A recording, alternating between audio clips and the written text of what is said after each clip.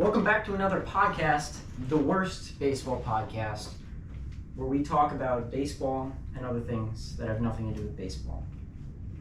We do? We're still figuring out the intro thing. We're still figuring out a lot of things. A lot of things. I think we may always be figuring out a lot of things. But we have a packed schedule today. We have a great schedule. It's All-Star Game day of the All-Star Game. Hopefully we're out of here before that starts. We can get home before that starts. And yeah, I think we have a fun episode ahead of us. We are looking at trades because you know what happens after the All-Star Game. Trade deadline. Yes, it's trade season. Deadline. That's trade speak. Deadline. Trade deadline. You're gonna want to figure out the speaking thing over the next hour because that's all we do. So we're talking trades. So the way we're doing this, we got 3 trades each. We came up with 3 trades, like full trades, current players, prospects, the whole 9 yards, for players that are likely to be traded or maybe less likely. But we thought it would be fun to mix it up a little bit that way. And then we each have an additional 3 players that may or may not be traded, but we're just saying a quick team that we think would fit, it would be a good fit for them, and we didn't flesh out the whole trade. And then we're going to wrap things up with another fun little draft. Like last time we talked about our best states. This time we're drafting We are drafting the top 5 mascots that we would least like to date our hypothetical sisters. Because neither of us have sisters. So mascots that we don't want to date our sister, even though neither of us have a sister. Pretend we have a sister. Pretend we have a sister. I may talk like I have a sister even though I don't have a sister. I can certainly talk like I have a sister even though I don't have a sister. We have sisters. We were lying. We both have sisters. We both do have sisters. They exist. I've met hers. Very lovely lady. Hers. Okay, let's get into this. How was your week? Rate your week 1 to 10. My week? Or your July so far. My July. Up until July 11th today. My July's been good. I'm giving it a 9 out of 10. 9 out of 10. My birthday 2 days ago. I'm 23 years old and I'm doing a podcast, so things are clearly going well. Very well. It's been good. Had a party that was fun. Throwed up. I flew up 2 times in July. I am allergic to shellfish, which is news to me. So it would have been a 10 without that. Although I kind of like throwing up. Not throwing up, but I like how I feel after all the toxins are out of my body. It's almost I wouldn't say it's worthy, but I don't mind it as much as some people do. It was pretty gross. I threw up on my birthday. He threw up. Throwing up is my least favorite thing. I really hate throwing up. So that would have brought my July down a few notches. I think if my July was a 10, that would have brought it down to like a 6. What is it? What is your July? I think my July is like a 9 too. I don't want to give it that perfect 10 out of 10, but I don't have any complaints this July. The weather's been improving. It's thunderstormed like every day. Yeah, but the past 2 days have been nice. That's true. But I haven't let it rain on my parade. I've had a very good July.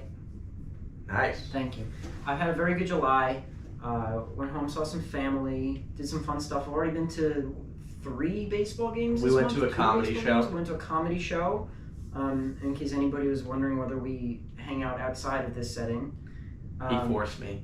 Yes, it was forcible.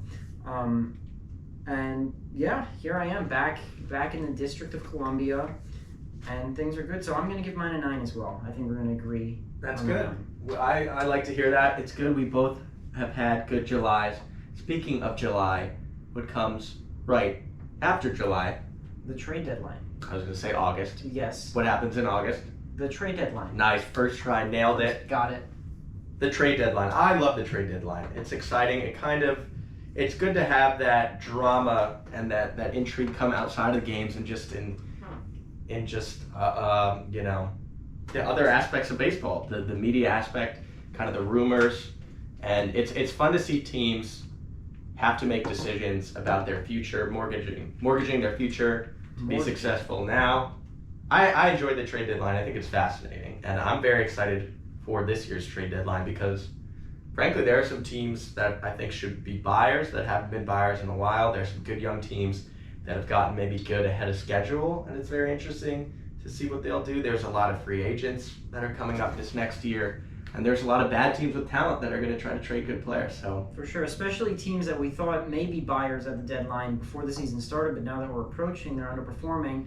and things could really get shaken up. The trade deadline is my one singular favorite day of the baseball season. Wow. I think, like, obviously I like postseason baseball more, but it even beats opening day for me, because opening day, I mean, okay, if we're making a holiday comparison, I feel like opening day is Christmas, right? And of course Jewish. we love Christmas. Thank you. It doesn't matter. Everybody knows what Christmas is. Christmas, you know, everybody celebrates Christmas if you are not Jewish or any other religion. I don't celebrate Christmas. That's just a lie. That was last time we talked about facts versus opinions. That was a lie. I started Christmas. Thinking something in my head that didn't come out right. Opening day is Christmas. Not everybody celebrates opening day, so the comparison is still valid. It still stands.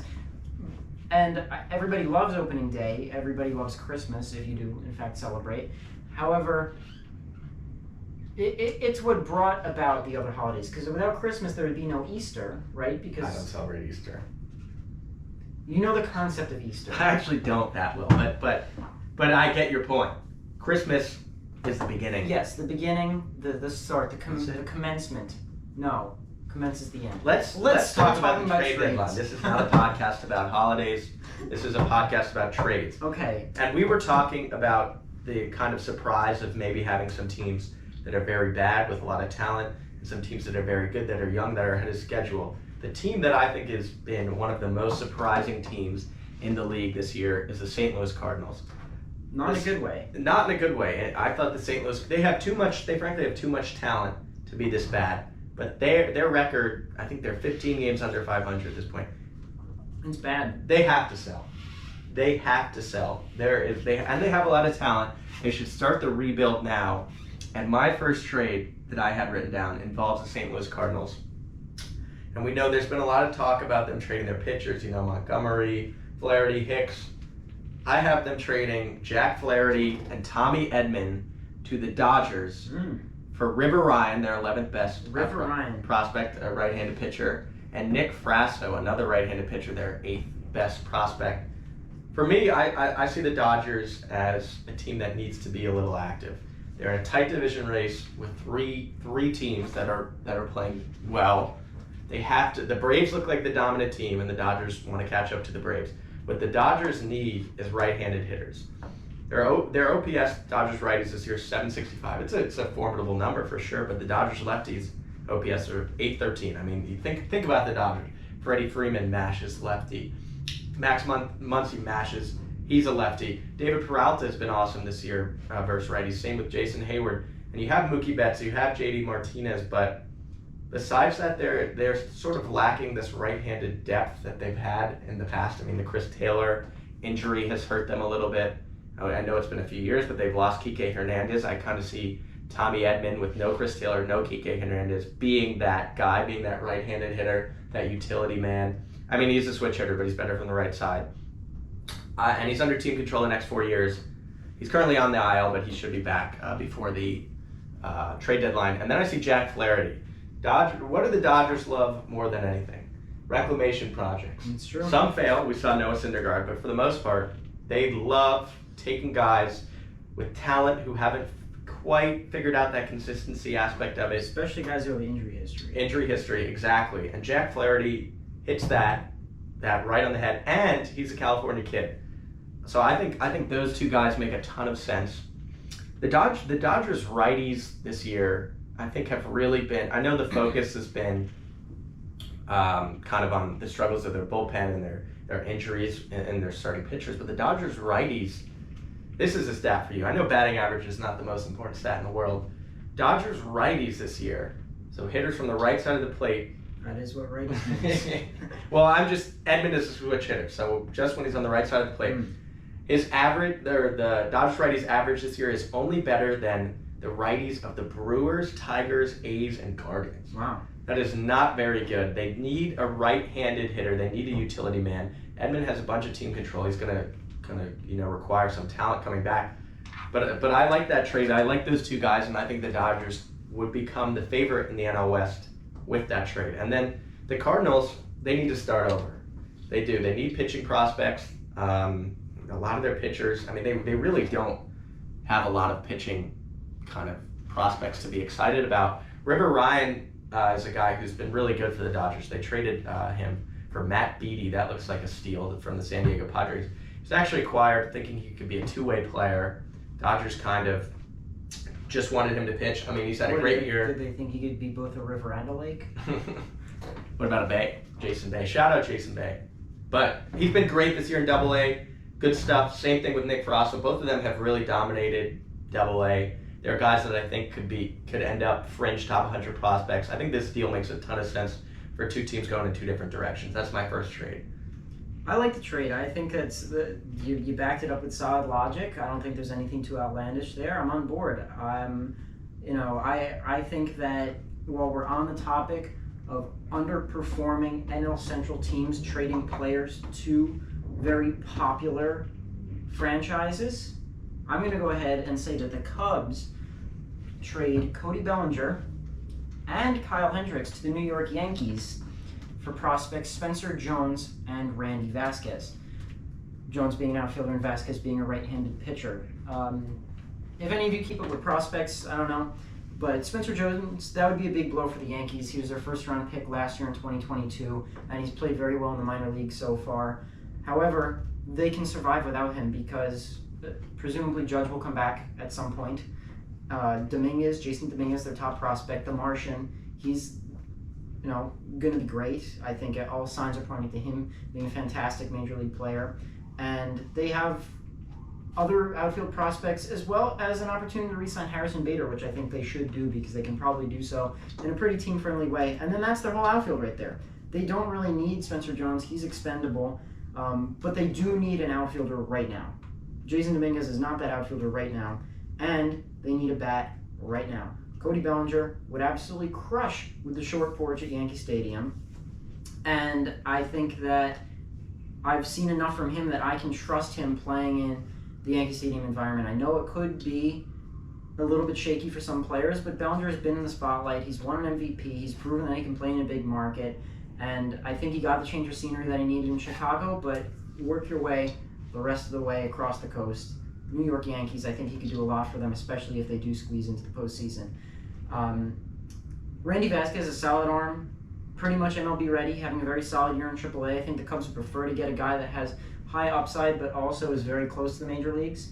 I think they would sacrifice a little bit on the upside to have a guy who can kind of step into Kyle Hendricks' shoes in the next year or two and be an adequate replacement, because Hendricks has been a very reliable arm for the Cubs for a long, long time. But I was actually at the Yankee game watching Kyle Hendricks pitch against the Yankees a few days ago, and it was, he's the type of guy that can absolutely handle being in New York. He has no emotions. He's probably the most boring. He's got the track record of pitching in big spots, and he's the most boring man on the face of the earth. Let's be honest. Nobody's going home and telling facial hair. Nobody's going home and going on MLBshop.com and saying, I think I'm going to look to buy a Kyle Hendricks jersey today. But that's not what the Yankees need. They got their jersey sellers. They need a solid third starter who's going to give you innings, who's going to keep the ball in the park, and that's Kyle Hendricks right there. So I really like that. It gives them a refound Bellinger bat, much needed rotation depth, and I think it's a good trade all around. Obviously not an expert in front office management, however, I think it's a pretty even deal. So that's my trade. Cody Bellinger, Kyle Hendricks to the New York Yankees. I like that deal. I mean, I agree with you. Cody Bellinger just seems like, first of all, Hendricks has played in big games. Cody Bellinger has played in tons of big games. Absolutely. He can handle that big market pressure, that playoff pressure. He's a lefty that pays off well, lefty power hitters. And the Yankees certainly need pop. We've seen their offense without Judge. The only reason I don't love that trade is, are the Yankees in a state right now where they're trading one of their top 5 prospects for success this year? Like, Spencer Jones is ways away, but he's a physical. You're kind of trading an unknown that could come back to bite you for this, and I'm not doing that for this Yankees team, because I think even this Yankees team, even with Bellinger, even with Judge back into the lineup, even with Hendricks, I don't know that they're good enough really to contend with the other teams in the AL. I'm not going to say they shouldn't buy, but I'm not sure they should go all in and kind of trade. And this isn't all in, but trading, MLB.com as Spencer Jones is the third best Yankee prospect. Yeah, I don't know that this is the team that you go in for. especially with Judge. Yankees think he'll be back not too long, but the rotation besides Rodon and Cole is really completely just question marks, which is why you added Hendricks. But I don't even think it's a given the Yankees make the playoffs. So even if they make this deal, if I'm the Yankees, I'm kind of standing pat at this deadline. The rest of the roster really just doesn't excite me. You do have good prospects. I might wait a year or I might make a smaller deal, but I just don't think the Yankees are on the list of buyers in the American League. I would have the Baltimore Orioles, the Tampa Bay Rays, the Texas Rangers, the Houston Astros. I would have all those teams, even the Toronto Blue Jays, as teams that should be more aggressive than the Yankees. You want to know the one thing that all of those teams have in common that does not align with the Yankees? They are not the Yankees. Yankees fans are impatient. They're the only team that's 7 to 8 games above 500 this year that has fans booing their own players, calling out the front office, calling out Brian Cashman, calling for his head, calling for the manager Aaron Boone's head. The Yankees, it's time for the Yankees to be impatient. If they can make a move that solidifies their spot in the playoffs, at the very least, that makes fans more satisfied to say, oh, we're not giving up, we're not throwing in the towel. It gives them a reason to watch for the second half of the season. I agree with you. I don't think this is a World Series winning Yankees team. I don't think they have what it takes. I don't think they've taken the steps to have what it takes. And I've mentioned this in pretty much every Sour Rankings post that I've made since Aaron Judge has gotten injured, is that this team just does not have the capability as far as lineup depth to do anything when Aaron Judge is injured. And combine that with the other injuries that they face throughout the season, this team is not a World Series competitor, not in the way in many of those teams you just named. However, they're the Yankees. Their fans are so different than any other fans in the major leagues, and if they stand pat at the deadline and do nothing, that's the equivalent of giving up, and that will not stand in New York. So that's why I think the Yankees are going to buy, whether or not they should. Yeah, I don't disagree. Public pressure is an important factor in New York. The last thing I'll say is, if I was Brian Cashman and I wanted to appease my fans, didn't want to let them down, I would have fired Aaron Boone 2 years ago. But that's a whole other subject. I like that trade. I think it's a fair return kind of on both sides. I don't think really a team wins that trade. The Cubs, they probably should rebuild. I don't know if the Cubs will. I don't know. They don't strike me as a team that's definitely going to be kind of doing this fire sale, but it's smart. They're a bunch of games under 500. I like this trade. All right, take us away with your next one. My next trade, we just talked about American League contenders who should buy. I had the Baltimore Orioles up there. To me, the Baltimore Orioles, maybe them and the Reds are the most fascinating team at this deadline. I love a Reds-Orioles World Series. Oh my God, I would love that as well. These are teams that, and at least the Orioles, they're stockpiled with prospects. They're successful now. The blueprint says it's quite simple. Trade the prospects. Get the players that can help you win a World Series this year, next year, the year after that. Go all in. Mortgage your future a little bit for now. And the Baltimore Orioles are kind of the prime example of that. And the thing about the Orioles is their infield is really, at least their middle infield, you have Henderson who can play on the left side of the infield, and you have Westberg. And this is a team that kind of is going to block some prospects. And so I have them shipping off prospects, Luis Ortiz and Heston Kjerstad. Their outfield, Mullins, Santander, Hayes, Kowser, Hicks is even playing well, so Kjerstad would be blocked a little bit. To the Chicago White Sox for Lucas Giolito, Jake Berger, and Aaron Bummer. All Thickums team all-star Jake Berger. Yeah, exactly, and recently divorced pitcher Lucas Giolito. Getting a fun crop here. Yeah. And a guy whose last name is Bummer. Bummer. It's a great selection of 3 players. Very topical. Thank you. Giolito, probably going to get traded. I would say the White Sox are really bad. People don't seem to think they're going to re-sign him. Maybe they'll hold on to him and try to get a pick out of the qualifying offer, but I think he'll be traded. Bummer's on this club-friendly contract, team control until 2027, club option the last 2 years. I think he's an important piece of this trade because the Baltimore Orioles need left-handed relievers. Their bullpen has been unbelievable. It's their biggest asset. It's as big of an asset, their 8th and 9th inning, as really any team in the league, in any part of the game. That's why they need their starting pitcher like Giolito, or starting pitching to get them there, but they need lefties. Colombe in their bullpen is the only lefty reliever currently healthy on their roster, called up to throw 7+ innings this year. He's been great. And then third base with Urias is probably their biggest hole in the lineup, so Berger would add a little bit more power. My question to you about the Baltimore Orioles and why they need a starting pitcher especially is, who is starting game 1 of their playoff series right now? I think Wells? Gibson. I mean, Means might be good back in time and pitching well, but that's a huge... Yeah, no, I'm not saying right now, but he'll have 3 or 4 months. But, like, that's their biggest hole right now. They need, and Lucas Giolito isn't even necessarily a number 1, but he can be. He can be.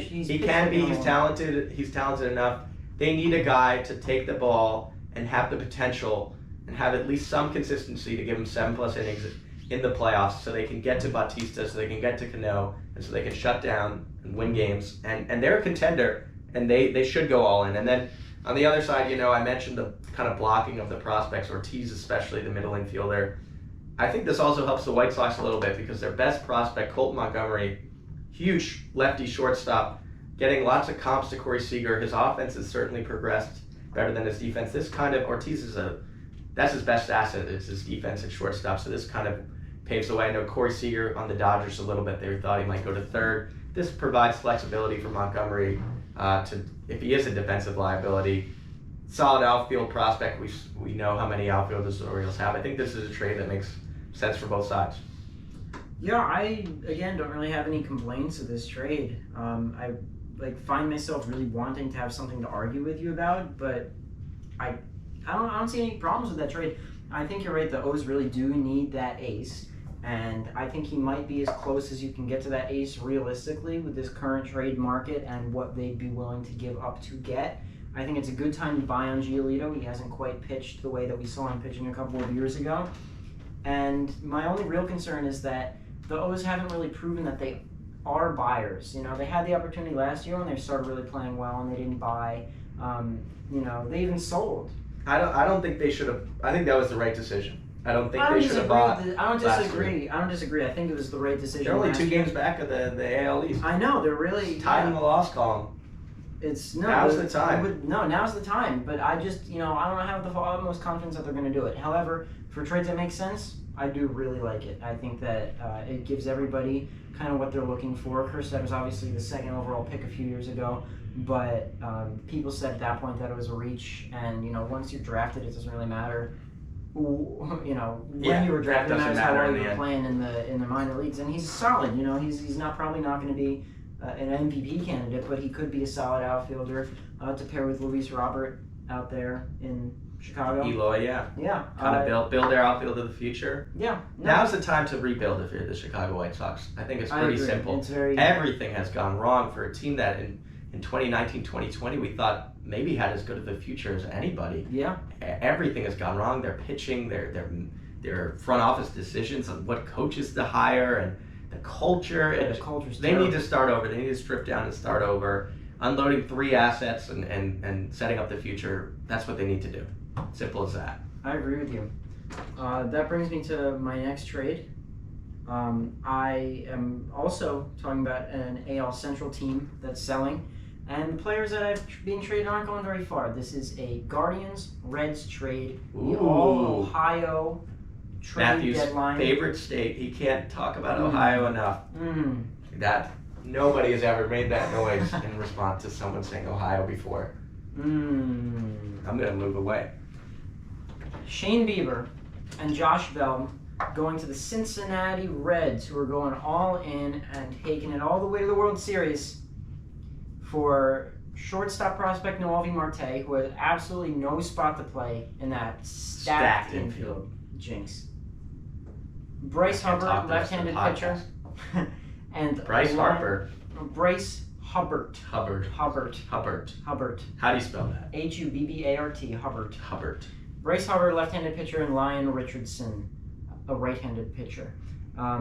Marte is blocked by my man Ellie De La Cruz, Matt McLean, Jonathan India. You name it's. Talk about a team of the future. This is the infield of the future. I mean, the Reds infield is stacked. Hubbard is a solid left-hand pitching prospect, and who doesn't love a lefty? Everybody loves a left-handed starter. Richardson is a little lower level, but having a very solid season in Double-A and could be up next year, which is, I think, what the Guardians want. The Guardians like trading for guys who are not too far away, who are more sure picks. And, we were talking before, they're a very smart team. Even though they're sitting atop the AL Central right now, they're hovering around 500. The Twins are probably much more likely to go for it than they are at this point. I think expectations aren't super high. And the Guardians are the kings of the half rebuild. We always think, they sell off their players. And then a season or two later, they're right back in the mix. And I think this is a trade that could really help them get there again. They've been, Ahmed Rosario has been okay. Andres Jimenez has been okay. But they've really been lacking in the middle infield since they traded Lindor a couple of years ago. And Noelvi Marte, he was blocked, or he got traded from the Mariners to the Reds. Hasn't really found a home. I think he's very close in Cincinnati, but not quite there. I think he would fit very well into the Guardians lineup. And Bieber, one of my favorite pitchers in baseball, he would be leading a young rotation. This rotation needs veteran leadership. It needs a guy who can step in and really take this rotation by the balls and drag him to the finish line. And I think Shane Bieber is your guy for that. I like the little addition of Josh Bell too, because it's pretty low stakes. His contract isn't crazy. Clearly it's not working too well in Cleveland. Why not shake things up and send him to a different team this season in Cincinnati. That's what I got there. I'd like to hear your thoughts quickly. Yeah, I'm actually going to push back a little bit on this trade. You said something I did agree with. The Guardians are an incredibly smart franchise. For the same reason, I don't think the Cincinnati Reds should go all in this year. They remind me of last year's Orioles. A little bit. They have a better record. I wonder, first of all, small sample size so far. Not to be a hater, but I mean, it's been 25, 30 games, they've kind of turned it around. It's a lot of momentum, and I'm sure that momentum will continue, but negative run differential. If I'm Cincinnati, guys who've been called up. Obviously, we know De La Cruz, but McLean, Steer, they've looked so good, especially with the bat. And then you have all these prospects, Marte and Encarnacion Strand. I almost don't know. I might just wait. I think they could wait, win the division, maybe try to acquire a lower level starting pitcher. I still think they could win the division, and then maybe Baltimore waited a year, and would you say that's the right decision now? No, it was definitely the right decision, but why not now? Why not now? I don't want to mortgage. In the playoffs, I think they can lock up this division by making a big trade. And when you're in the playoffs, anything can happen. This is the team, I think, of any team in Major League Baseball. They're young, they're scrappy, they have a fire under their butts, and they want to win. They're winning, for sure. They're loving the culture there is great. They're loving each other in the dugout. The Reds are the most fun team in the league right now. So why not ride it? As a baseball fan, I would love to. As any of the four trades we've said so far, I would love to see this one happen most. Would love to see Shane Bieber pitching playoff games in Cincinnati. Just a Cleveland-Cincinnati trade is fun. I think it may make a little bit more sense, very coldly, unemotionally, non-sensationalist point of view, to wait a year and then be the Orioles and truly be a World Series contender in the preseason next year. And then have the prospects to dish out and see kind of, it is a small sample size. What if they traded Marte and Matt McLean, who Marte was a better prospect than, bat cools off, Shane Bieber's only there 2 years, Bell's only there 2 years, they make the playoffs, they get knocked out in round one, and then you're wishing you had Marte and he's a better player than McLean. I could see that happening. And this is a timeline trade to me, right? You're simply trading Marte and not McLean, the shortstop prospects, because McLean was ready first. That is a little bit concerning to me, and I love the Reds prospects, and I think they could fuck this up. Can we curse? Have we cursed? Yeah. All right. Fuck. Shit. That's excessive. Okay, I take it back. They could fuck. I'm gonna say it again. They could fuck this up and still be very successful. And I don't think there's really any way to mishandle this core. Like, they're just too talented. They're too much fun, and they do need pitching. I don't know they need Josh Bell, to be honest, but I don't hate the trade. I just think the Cincinnati Reds. I think there's a scenario. The Cincinnati Reds hold on. Maybe they get a lower level pitcher. Like, maybe they get a Lance Lynn and don't have to trade as much. They make the playoffs. They don't want to win a series, and then it's this time next year, and they're the Baltimore Orioles, and they have the best record in the NL, and they're in the World Series short list of World Series contenders. But I would love to see this trade happen. It's very fun. My only pushback on your pushback, you make fair points. I definitely understand what you're saying, but we're in 2023.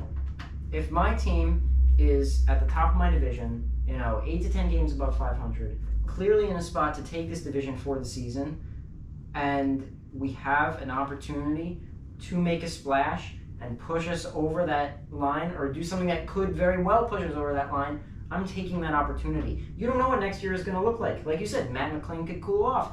Marte could not even pan out. You don't know what's going to happen. All I know is that the Reds are a very, very, very good baseball team right now.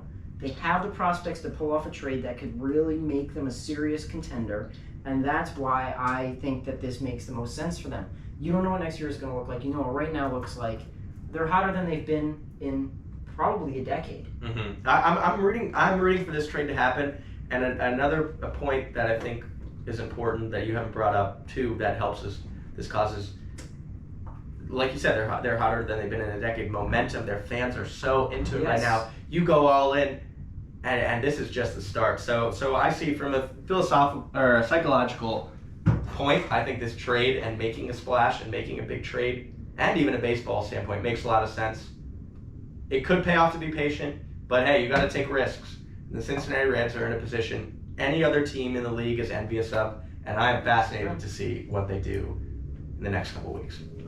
All right, let's hit them with our last two trades. Speaking of fascinations, there is no more fascinating baseball player than Shohei Ohtani, and there is no more fascinating baseball player at this trade deadline than Shohei Ohtani. I know Art Moreno and the Angels keep coming out, leaking stuff to the media, saying, we're not trading Ohtani, we're not trading Ohtani, we'd lose too much fan support. There's report after report, they're not trading Ohtani. But I want to just talk from a baseball team building perspective why it makes the Angels cannot stand pat. They cannot stand pat. No, the Angels have to do something. All in or all out. If they don't trade Ohtani, first of all, I don't think there's any way. I think there's a 10% of me wants to see the Angels buy and just say, fuck it, let's go for it. I think it's a dumb decision. 90% of me, the smart, my brain, not my heart, it makes no sense to not sell. You're not going to re-sign him. You're going to lose him for nothing. Nothing. And then you're going to lose your fans anyway. He's saying we don't want to lose fan support by trading him. I would honestly argue you're losing fan support because of you. Look in the mirror, Moreno. But it makes the Angels cannot stand pat. If it's 6 months from now and the Angels did nothing and obviously lose Ohtani and then don't even have a good farm system, and then they're right where they were with Trout, and he's getting older, and they have no pitching prospects. Same spot as 6 years ago, just with Trout. They're stuck in molasses. It makes no sense. So I think, let's say they do trade Ohtani. Then the next question is, who takes Ohtani? Then it becomes a fascinating question because of the half of the year left on the deal. It's like, it kind of creates a scenario where only a select few teams can take him, because you can't give him up. Which I think the Angels' real conundrum that they don't want to say is his price is less than people think it will be because of the half of the year on the deal and the uncertainty in free agency, and he's a pretty closed book kind of guy. We really don't have leads where he's going to go. We don't really know who's going to offer him money. Depends on a ton of things. So you can't. The Angels are hesitant to trade him for not a lot of prospects, but the reality is, he's going to get a great haul, but half a year uncertainty in free agency, you have to trade him to a team that has a chance of re-signing him. It's almost like Juan Soto, who had 2.5 years left on his deal. They had to give him to a team that could afford to re-sign him and had some hope to re-sign him. So that really trims the list down a little bit. and it can only go for a select few. It can only then add in the fact that those teams have to be wealthy. They probably have to be in West Coast markets. I mean, what's changed since he came over the first time? He only looked at the West Coast. I mean, maybe you'll look at the Mets, maybe you'll look at the Yankees, but I think primarily he's going to want to stay on the West Coast. And that leaves us only a few teams. The Dodgers, we've seen them. They don't want to hand out these huge contracts. Besides Mookie Betts, Are you going to say he's getting traded to Oakland? Shohei Ohtani to the Oakland A's for Brent Rooker. Write it down, clip it. No. A box full of possums. For ownership, he will have it'll be messy to Miami. He'll have 10% ownership in the A's. That's what, $12? That's nothing. So the Dodgers, I don't think are going to do it. I don't think the Mets are going to do it yet, because the other thing is you have to make the playoffs this year. Because the Mets, who may say, okay, look, who if they're contending, saying, hey, we trade for Ohtani, we got a better chance of re-signing him. The Mets can't trade for him, have them miss the playoffs, and then him leave. That's the worst case scenario. Who's getting him? Shohei Ohtani is going to the San Francisco Giants. Damn. That's what I think, and it's going to take a bunch of prospects. Luis Matos, Casey Schmidt, Carson Whisenhunt, Everson Ortega. These are 3 top 10 prospects. Casey Schmidt just graduated from prospect status. I think the Giants have a very legitimate shot of landing Shohei Ohtani in the offseason. They have money. They're in California. They're contenders. They got smart front office. I think they're going to get ahead of it. They're a contender right this year. I mean, the Giants are playing much better baseball than you think. They have a better run differential than almost every team close to them. Miami, Philly, Cincinnati, Milwaukee, Arizona. I think the Giants are going to go all in for Shohei Ohtani for 4 prospects. The Angels start their rebuild. Shohei Ohtani in San Francisco. You know what? I would hate it, but I can't hate it because the Giants, to me, are the team that is itching to do something. Exactly. The Giants missed out on Aaron Judge. Yeah. They had Correa in We their saw it hands with and they Correa let and him Judge. go. The Farhan Zaidi, correct, right? Yes. Farhan Zaidi is itching to make a splash. He wants to make the headlines. Just like the He Yankees, needs there's that guy. public pressure to do it now. Exactly. It's building. Exactly. No, Despite how good of a general manager he is. Right. I can't put a price on Ohtani because, again, it's so complicated. It's half a year. But then again, he's the most talented baseball player that we've ever seen. I don't know what they would take to get him, but I think that if a trade is going to happen, I think the Dodgers are smarter than to trade for Ohtani right now. They don't need to. Right? The Dodgers don't need him. The Mets are obviously out of things. The Padres are out of things. The Yankees don't have the nuts. I think the Giants are a perfect fit for Ohtani because they are so desperate to make that big move that they have been unable to make up until now. And I think this is a prime opportunity. It gives them an in to re-sign him. I don't know how Ohtani feels about Northern California, but it's a very beautiful area. It's on the West Coast. Did you know that? I was, in fact, aware that San Francisco's on the West Coast. I don't know. No, I like it a lot. Again, I don't know what they would be getting back, but I do think that the trade makes a lot of sense. You mentioned Juan Soto, though. You mentioned Juan Soto, and a year ago, everybody's sitting around talking about whether Juan Soto would be traded, and the front office in Washington said a very similar thing to what we've been hearing about Ohtani this year in LA. We're not trading him. And then guess what happened? He got traded. I think with the Padres' current state, it would be the smartest thing for them to do is trade him right back. Not to the Nats, but to a different NL East team called the Atlanta Braves. Wow. Juan Soto and Seth Lugo to the Braves for Vaughn Grissom, A.J. Smith-Shawver, J.R. Ritchie, Cole Phillips, Ignacio Alvarez, and Jesse Franklin V. That is quite the haul. It is a big haul. All top 30 prospects for the Braves. But you know what? They don't need them because the Braves are stacked. They're locked and loaded. They have their players locked down. They have Acuna locked down. They have Harris locked down. They have all these guys locked down for the future at very reasonable prices. Pull up what Ronald Acuna's contract is for me because I don't remember off the top of my head. I think it's 10-1-24. It's insane. robbery. It's exploitation. It really is. It's highway robbery. They could afford to keep Juan Soto. They could afford to pay Juan Soto $450 million if they wanted to, which would be grossly ridiculous. He's got 8 years, $100 million left. I think it was. It hurts me. That hurts me. I don't like that. But it sets them up so unbelievably well. And they have the flexibility to spend because of these contracts. Exactly. And they have their players who they know are going to succeed in the major leagues locked up for years on team-friendly contracts. They don't need these prospects. Vaughn Grissom, fine, but he hasn't even had a spot this year. Smith-Shawver, okay, that one will sting a little bit, but they can sign more pitching if they want to. They got other pitching prospects. The Padres in this trade, I did put an emphasis on right-handed arms that are probably more sure bets. You got, I don't know how much you guys know about these guys, but Richie, Phillips are very solid pitching prospects in addition to Shawver. One of them is going to hit. One of them is going to hit and be a solid Major League Baseball player at the very least. It could be all three, I don't know. And then you're making up for the outfield with Jesse Franklin, who is high upside. Ignacio Alvarez hits the middle infield. The Braves are giving up a little bit of everything, and admittedly very good talent, for a big splash. I think this is exactly the trade that the Padres need. It's not a full rebuild. They could still definitely succeed next season without Juan Soto. I don't think he's going to re-sign there in a year and a half anyway, so they might as well get as much as they can for him now while it's very clear their current formula is not working. They're getting the depth back that they lost yet last year when trading for Soto. It's basically undoing that trade. And they have an MLB-ready shortstop in Grissom. They don't really need him because they have Bogarts, but he could develop into a top-level player at the major leagues, and then they can turn around and flip him for something that they need more. Top pitching prospects and some other bats. Like I said, at least 2 or 3 of these guys are sure to land as solid major leaguers, and maybe they'd even get an all-star out of it.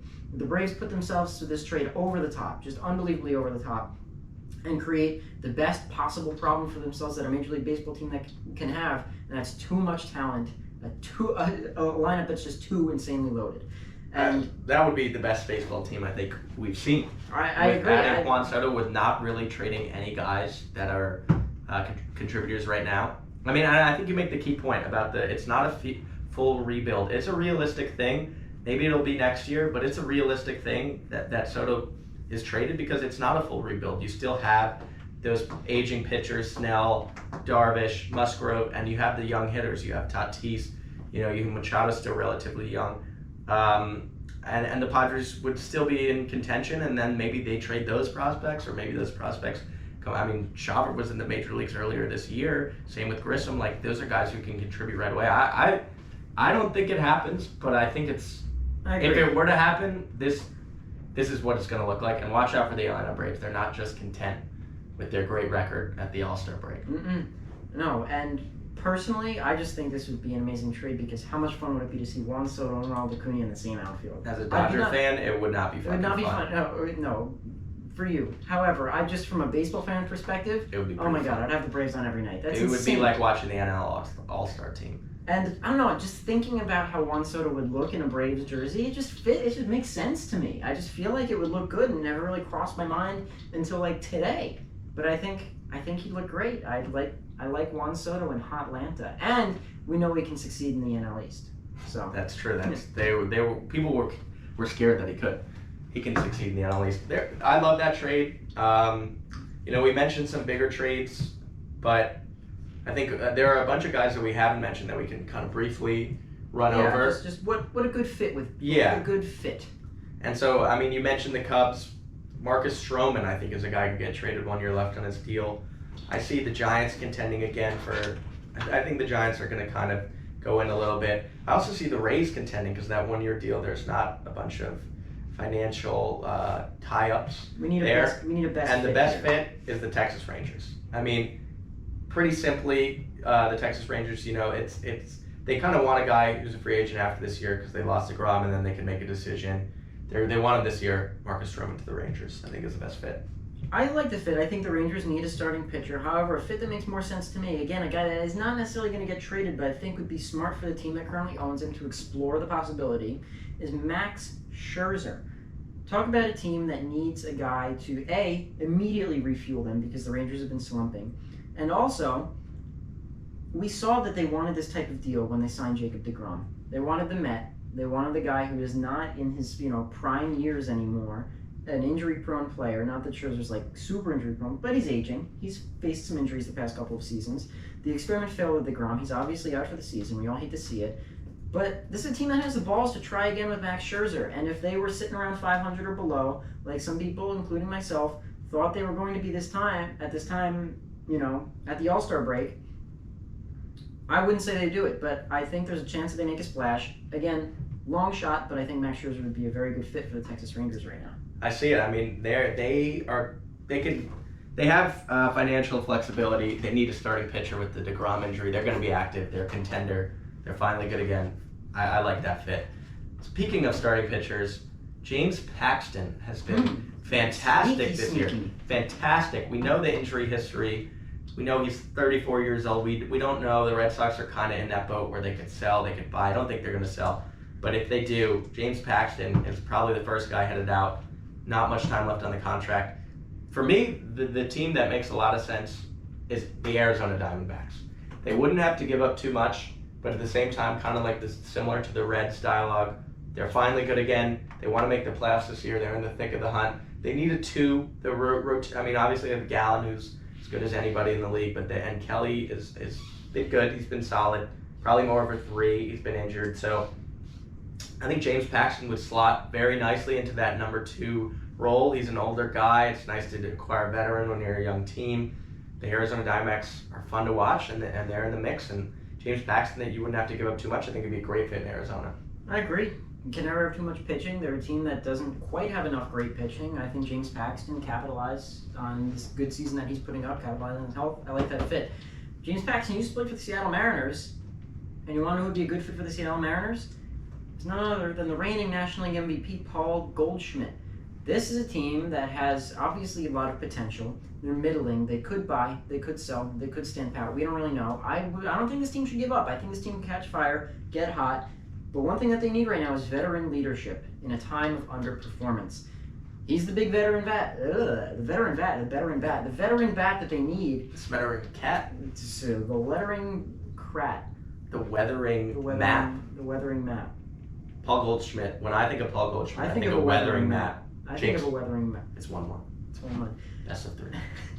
He's the big veteran bat that they need to turn this season around because it's not too late for the Mariners. And again, if the Cardinals decide to sell, it would be crazy to sell the reigning NL MVP. However, I think this might be the best fit for him if he were to go anywhere. I like it. I mean, the Arizona Wrong sport, buddy. I just talked about the Diamondbacks. Reel it in. The St. Louis Cardinals fire sale is coming. It could be Paul Goldschmidt, and I like that fit in Seattle. It could be Nolan Arenado. A report came out today that said he is not going to be surprised if he gets traded. He's bracing for it a little bit. He doesn't know what's going to happen. If he were to get traded, this might be my favorite fit of the day. Fit of the day. OOTD. OOTD. Nolan Arenado in Miami.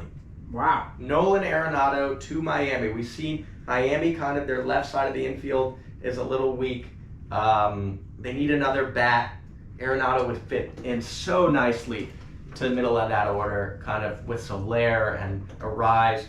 And third base is really the position of weakness for Miami. Nolan Arenado, I think we've always linked him to these big markets, and then he ends up in Colorado. He ends up in St. Louis. He's a kid who grew up in California. I think he likes kind of the big market, and Miami is they're a big market, but not necessarily in baseball, but they're kind of emerging that way. The Marlins have a great future. He's under team control for a while. It would take a lot to get him, but you could build your franchise around him. And I'll tell you what, if the Miami Marlins acquired Nolan Arenado, and let's talk about Yuri Wembanyama a little bit more.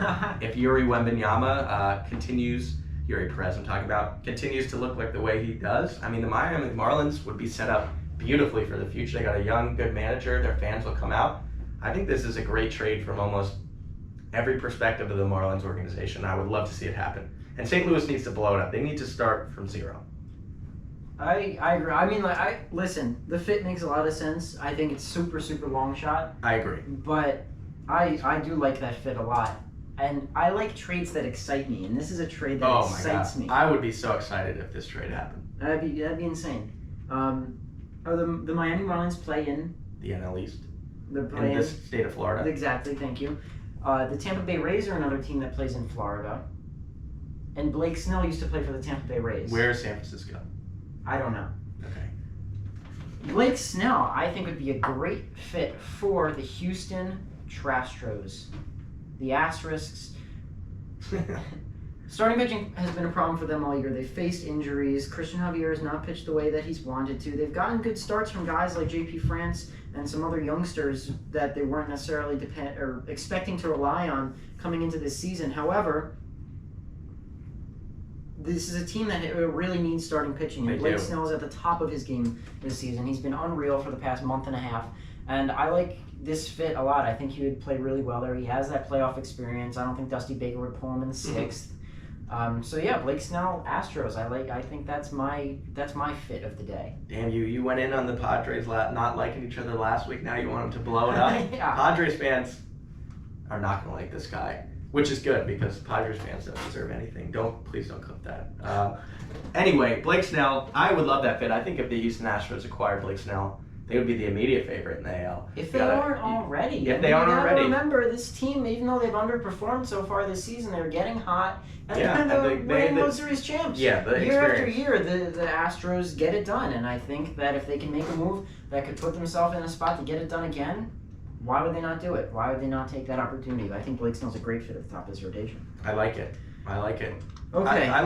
This is going to be a fascinating trade deadline. I can't wait to watch what happens. Me too. And listen, if all of these players that we talked about get traded, whether they go to the places we expect them to or not, it's going to be a crazy trade deadline. Yes, speaking of things that are crazy, are you liking my transitions today? I'm really. Let's see where it goes. Speaking of things that are crazy, think about your sister. You may or may not have one, but even a sibling, even if you're an only child, just imagine somebody in your family is very, very excited about this great figure that they're bringing home for the first time. They've been seeing each other for a couple of months. They really feel strongly and passionately about each other. They could see this relationship going far in the future. And then you bring him home. Let's just go sister, so I can say she. She brings him home. She brings them home. And it's a mascot. It's a mascot. And I'm not talking like a guy who wears a mascot costume. That would be fine. No judgment. They need to make a living too. Mascots are people. Or they're people under the mascot. I'm talking the character. I'm talking you come home, your sister brings a literal mascot into your house. It'd make you shake your head a little bit. However, some mascots would be better than others. I'd feel comfortable with my hypothetical sister dating some mascots, for example, Mr. Clean. I think Mr. Clean would be a great... I would be thrilled. I'd be thrilled if my sister was dating Mr. Clean. Mr. Clean as an in-law? Everything would be clean all the time. Everything would be clean. All the time. Anytime I need a magic eraser, I just call it Mr. Clean, and there he is. But your kids might lose their hair very early, or their kids. You know what? That's a factor. That's a factor. It is a factor. Do you want to lose your hair? I don't want to lose my hair. But I don't want to lose my hair. I don't care so much about my in-laws losing their hair. That's not really top of mind. This is my sister we're talking about. I'm not marrying Mr. Clean. You don't care about your in-laws? You're not marrying your sister? There are many mascots that I would not personally feel comfortable with. I'd be fine with Mr. Clean. I'd be fine with Mr. Clean, but there are a lot of mascots out there that I would not feel comfortable with my sister bringing home. Agreed. I care deeply about my hypothetical sister, and I would not want her bringing home some of the mascots that I have on this list today. I think we should shoot rock, paper, scissors. We each have our list. We're going to be drafting the mascot that you don't want your sister bring home. The mascot you don't want your sister to date. And by mascots, we mean any sort of character, a brand ambassador, any character you see playing commercial. This could be sports mascots, really any sort. You're going to get the idea. You're going to figure it out as we go along. So let's do it. Just one, right? Okay. Rock, paper, scissors, just shoot? one. Okay. All right. Rock, paper, scissors, shoot. Bang. Damn it. I get the first pick. With the first pick, and do not want them to date your sister and their hypothetical sister, and they are a mascot draft, I select any member of the Charmin Bear family. Oh, that's a good one. They are always wiping their ass, terribly unsanitary, and they're weirdly close. Do we ever see them wash their hands? It's all about the toilet paper. It's never about the sink, which I don't like. I mean, they could start illness. They are very unsanitary. They are weirdly close. Do you ever see a family that's just a little bit too close? I've seen it before. You're like, all right, you're 11, son. Why are you still sleeping every night in the mom's bed? That's what I think about the Charmin Bears. I think they just have one bed in their house. I think they all snuggle. They're too close. I don't think you could get into that family. I think they would shut you down. Not only your sister, but especially you. You want in-laws that you get along with. You want a close family. I don't think that happens with the Charmin Bears. And I just can't get over the ass aspect of this. I just would never get them wiping, the image of them will not, just the image of wiping their ass with Charmin Soft Bears. It's all I'd be able to think about. That's exactly what I have written down. I would be tough to get image of them wiping their ass out of my head. We are on the same page. I would never be able to shake their hand, and I think that's a perfect pick. I think unsanitary. You know, they didn't make my list, but had I thought of them, they would be on there, and you would have stolen a very good pick from me. My number one mascot, I think, should be the consensus number one pick in this year's draft. There's just nobody out there right now. He's hot. A lot of people are talking about him. He's all over the internet right now. And my number one pick, give me Grimace. Give me Grimace. I do not want my sister dating Grimace. First of all, put aside the memes for a second. Anybody who spends this much time in McDonald's is gonna be greasy. I don't want his greasy purple mitts all over my sister. That's weird. That's disgusting. If I had any respect for my sister, I would not want her dating Grimace. And then Grimace is very popular though. That might bring in some revenue for the family. Listen, we can make money in other ways. We don't need Grimace to be the breadwinner. We don't need Grimace to be the breadwinner in this situation. Wow, he's very passionate about this.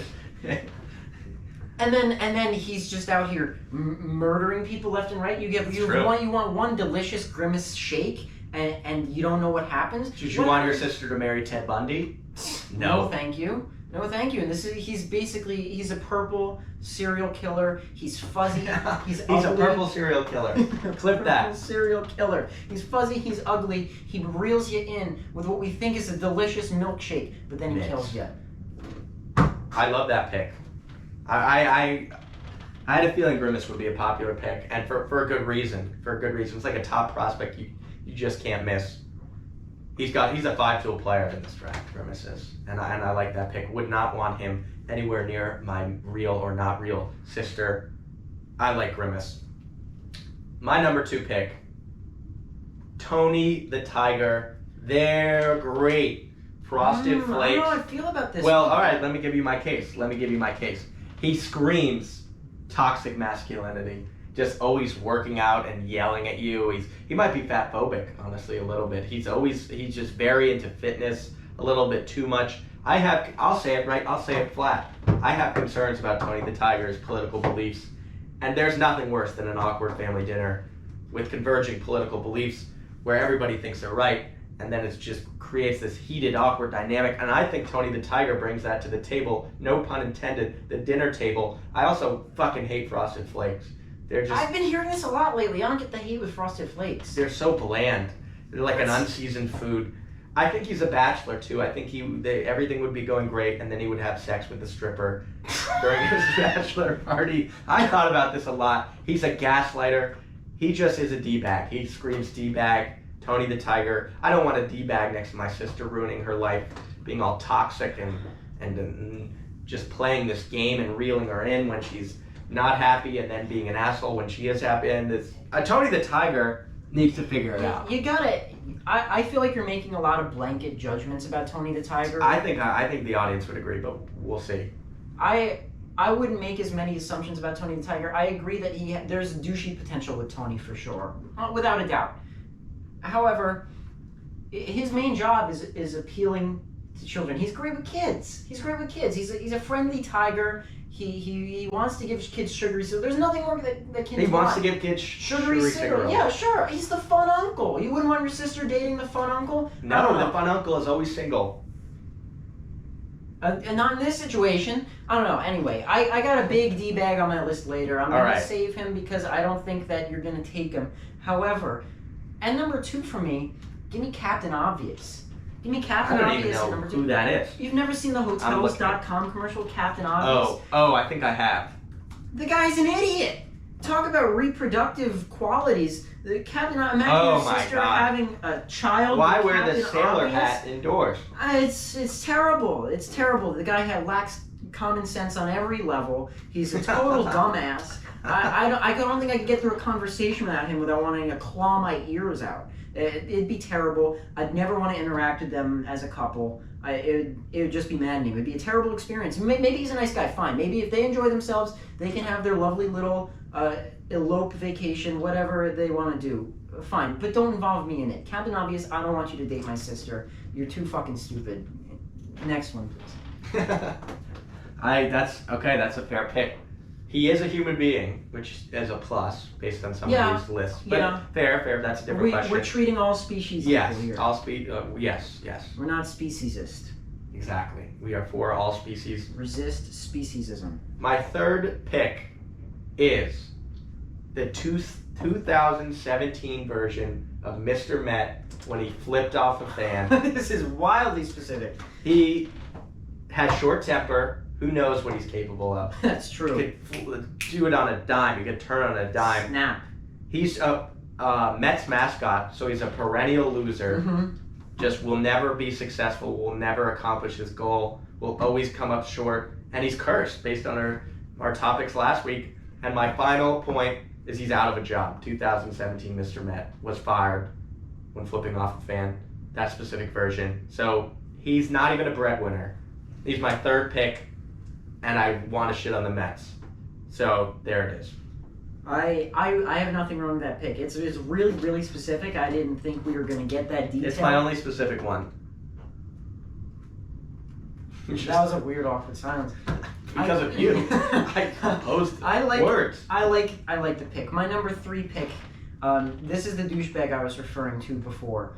And to me, separately, maybe they wouldn't be too bad, but they're a package deal for me. It's the Limu, Emu, and Doug. Oh my god, that's...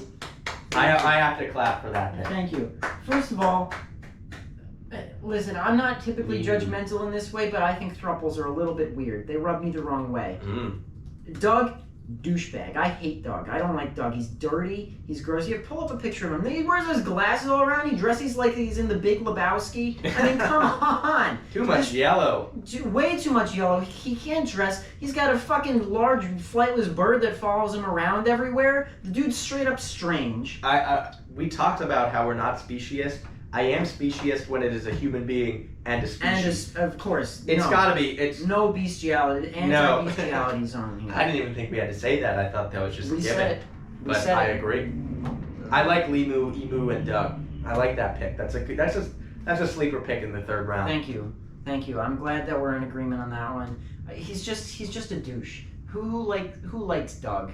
Doug has no friends. That's why he hangs out with an emu all the time. That's just such a red flag for me. That's the reddest of red flags. That's a crimson flag. What's something else that's really just red? Blood. It's a blood red flag. Number tomato flag. Juice. We're done saying red things. Limu, Emu, and Doug is my number 3 pick. I'm glad you like it. Tomato sauce. Okay. Go on. Next one. Your bracelet. Okay, next pick. I'm between a few here. I'm honestly shocked at the value that's still left on the board. There's a lot of talent out there. I'm going with kids this year. This is a deep draft. I'm going with the Notre Dame Leprechaun. Here's my reasoning. Okay. Very short. I think he would suffer from short man syndrome. But the bigger point. Okay, go on. Too religious. We don't want that at the family dinner. He gives me missionary vibes, like not that kind of missionary, like tries to convert you to his religion vibes, like that guy who went to the island, the North Sentinelese island, and got killed because he tried to convert them to Christianity. That's what I think the Notre Dame Leprechaun does in his spare time. Green is an ugly color. You would have to be in Indiana a lot. I just don't like the Notre Dame Leprechaun. I don't think he would be compatible with my hypothetical sister. They just wouldn't get along. My hypothetical sister is not as religious as him, and I just don't like him. I don't like him. Sometimes that's a fair argument. I don't like him. You're making a lot of. I'm feeling similar about this pick as I felt the Tony the Tiger pick. You're specific? just making not even too specific. You're just making a lot of assumptions about who this person is. Hear him out, give him a chance. My sister brings home a short religious man. Maybe not who I envisioned her with. However, I think give Grimace a chance. Give Grimace a chance. Grimace is a known murderer. No, that's not Grimace's fault. Is Grimace a guy? Yes. Okay. I would assume, I guess. Well, wouldn't assume. Give Grimace a shot. I'm giving the Notre Dame Leprechaun a shot. Okay. Okay, my number 4 pick. What here, a bad conversation that was. Who's your number 4th pick? My number 4 pick. I'm shocked that this guy's still on the board. He's just the epitome of everything you would not want your sister to be with. It's Chuck E. Cheese. Oh. Chuck E. Cheese. First But of all, he's Chuck E. I'm using your own logic. Chuck E. Cheese is great with kids. Oh! What a no, babysitter! Are you That's sure? a built-in babysitter. Chuck E. Cheese doesn't even allow adults in his institution. An adult, Tony the Tiger would be thrilled It's if a an adult was daycare. sitting- It's a It is daycare. not a daycare. Your kids have It's a great not time at daycare. Chuck E. Cheese. Pizza, games. Oh, that's how he reels Big you in. rabbits. That's how he reels you in. That's like That's like going up to a van for the man offering you free candy. My argument that you used on me. That's exactly what you're talking about. Chuck E. Cheese. You're projecting. You are projecting onto Chuck E. Cheese. You are projecting. Chuck E. Cheese. Okay, but Tony the Tiger advocates breakfast for children. Maybe it's sugary. He wants them to have fun. But Chuck E. Cheese spends all of his time around children. It's weird. It's creepy. I don't like it. It gives me very creepy vibes. I was concerned about Tony the Tiger's political beliefs that had nothing to do with children. I'm concerned about Chuck E. Cheese spending way too much time around children. That's just a big Chuck E. one for me. Cheese is a built-in babysitter. He's not a built. You want Chuck E. Cheese? Talk about not wanting this mascot to go home with your This sister. is the first picture. Look at that cute little girl smiling. She's pouting. No, she wants a picture with Chuck E. Cheese. She does not look like she wants a picture with anything. Oh. She looks like Chuck E. Cheese just said something very strange to her.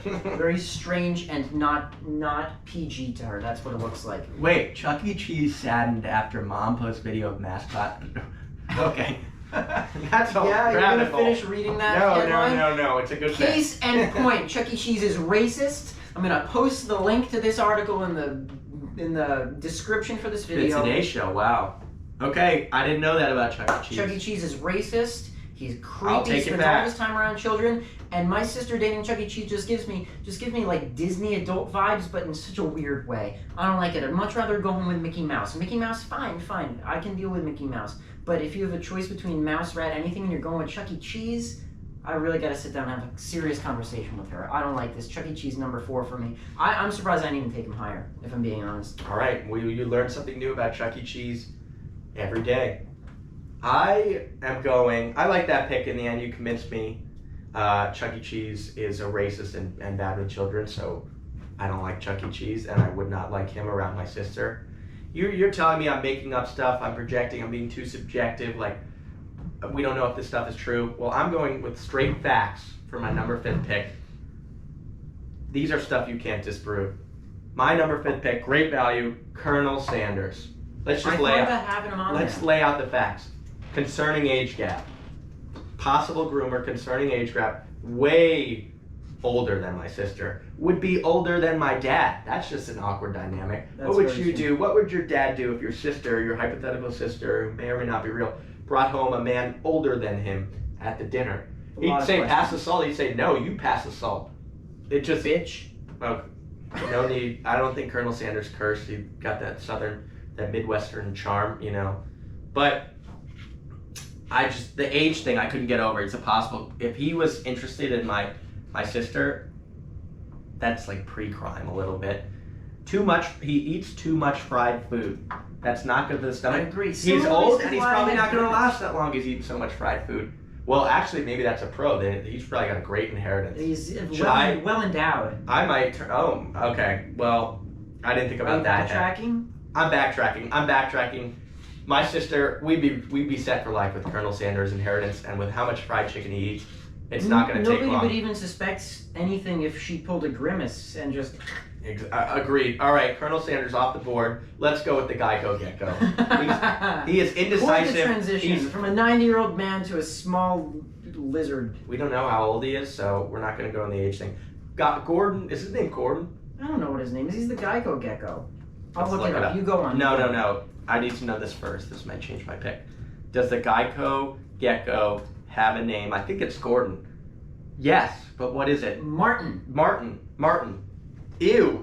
Okay, point number 1. His name is Martin. Make it a G name. It's a Geico Gecko. It's alliteration. That's terrible marketing. He's indecisive. He's one of those fake sophisticated guys who thinks he's all deep, but he's really not that smart. And he's just someone who would be in a committed relationship but would still be very flirty. He can't make a decision to save his life. All he says is the same fucking thing. 15 minutes. Over I get and tired over. of hearing that shit so fast. I think he would be. I could see that relationship starting off very well with my sister, and maybe they're engaged, and it's 3 to 4 years down the line, and everybody That's thinks a he's long a time. saint, and then he says, you know, I think this should be an open relationship. I think this should be a polygamous I can see relationship, that with the and then guy tries from to the get-go. gaslight you into thinking you're the problem. He seems like a fake good communicator, and I can't get over the indecisive. And his name is Martin. It should be Gordon. If you take anything from this podcast, the Geico Gecko should be named Gordon, not Martin. That's fairly obvious, I think. Who's your last pick? Captain Obvious would think that's fairly obvious. Nice. Oh man, it's a tough one for me. I'm down to a final few candidates. It's an important pick because it's the last one that I have. Let me do a quick. In the meantime, can I give an honorable mention mascot that I would like to date my sister? The Michelin Man. He's just always smiling. He's always happy. He just seems like a nice, good guy. I just believe him. I think he's an honest guy. I like the Michelin Man. I would be happy to call the Michelin Man my brother-in-law. I'm going with my last selection with the Kool-Aid Man. Give me 1 second. Okay. I'm going with the Kool-Aid Man for this one. Oh yeah. Oh yeah. Okay. Oh no. No, thank you. Speaking of things I get tired of, I'd get tired of hearing that. He's sloshing all over the place. He'd make a mess of everything. Red Kool-Aid everywhere. Yeah. Disgusting, sticky. I've never seen this guy lie down. He probably can't even lie down. That's not sustainable. Can he get up on his own? I don't know. He's very out of shape. He's all sugar. He would spill everywhere. That's what I'm saying. He's sloshing. It's gonna be sticky all over the place. He seems like the type of guy who just can't really hold a conversation. And talk about I think the Kool-Aid Man's the life of the party. I actually disagree. You think he's the life of the party? I don't think know. he's the guy who can hold a conversation with anybody. I don't know. He just seems too dull. Wait, have you ever heard him say anything other than "oh yeah"? I've never heard him say anything else. That's not a conversation. That's Have a you ever heard catchphrase. Grimace talk? No. Why do you think I selected him? I'm taking the Kool-Aid Man with my pick. This says that he's 6 feet tall, 3.6 inches thick, yet 5,800 pounds. That's just That's insane. a lot. It's too much for my sister to handle. I'd be concerned for her health and safety. She'd be drinking too much sugar, She'd be and squished. she'd be dead. She'd be dead if she tried to do anything unsavory with the Kool-Aid Man. He's my number 5 pick. All right. There's the draft. That's it. I like some of our picks. I think I had a better draft. We'll see what the fans say. We'll see what they say. I didn't really have too much against your list. There were a few spots of discrepancy for me, but overall, I think you drafted a pretty good list. I had a lot less problems with your list than I did with the states last week. If you haven't heard that yet, definitely go back and listen. We're trying to make these podcasts not super timely, just topical all the time. Obviously, once the trade deadline goes by, these aren't going to be super topical, but we're trying to make it so you can listen for a couple weeks after they air, and it's still going to make a lot of sense. A lot of baseball podcasts, a lot of them are great. However, a lot of them focus on stuff that's very topical. Where today we'll be talking about the home run derby, and then a week from now people will be talking about other things. So we're trying to keep it interesting, make things a little bit different. So definitely go back and listen to the first episode if you haven't listened to the second one yet. And yeah, Instagram. At the worst MLB. We'll be back in probably 2 weeks with another episode. Yeah. And thank you so much for being this far. Let us know your thoughts in the comments. Instagram, shoot me a DM. And we're going to work on some new segments, some new features, try to keep it fun and interesting. And intros. Intros, that's a big one. Got to work on that. Thank you so much. Have a great week. See you later.